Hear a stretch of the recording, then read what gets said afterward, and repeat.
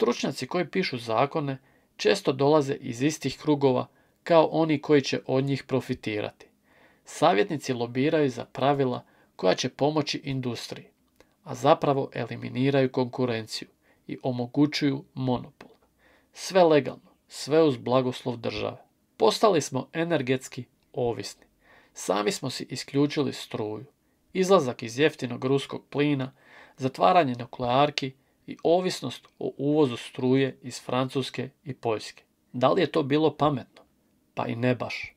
Industrija ne može preživjeti bez previdljive i jeftine energije, a Njemačka je to svjesno uništila.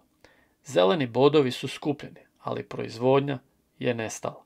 Njemačka danas proizvodi teoretičare, a ne stručnjake. Fakulteti pune mlade glave ESG pojmovima, rodnim teorijama i kružnom ekonomijom. Ali gdje su električari, alatničari, CNC operateri? Jednostavno su nestali. Nema ih jer su zastarjeli. Dok društvo tapka u digitalnom mraku, fali onih koji znaju nešto konkretno napraviti. Ali imamo EU fondove.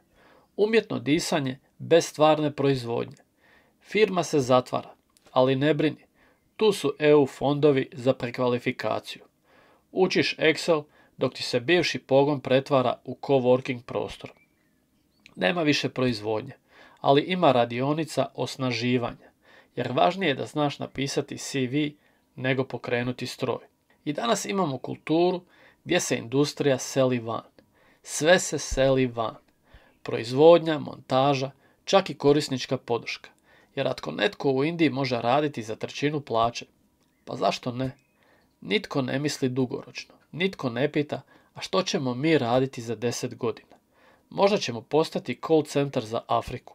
Redovito dijelimo subvencije za pogrešne stvari. Umjesto da država subvencionira zadržavanje proizvodnje, država subvencionira električne bicikle, coworking prostore i start-upove bez ikakvog proizvoda.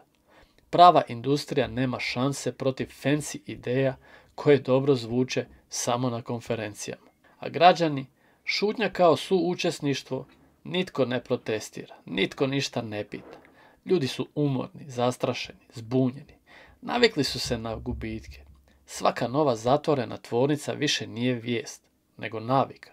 A kad nešto postane normalno, više ga ni ne pokušavaš zaustaviti. I pogoni se i dalje gase, ali pitanja ostaju. Tko to stoji iza svega ovoga? Nema jednog imena. To je kombinacija politike, korporacija, fondova i pasivne javnosti.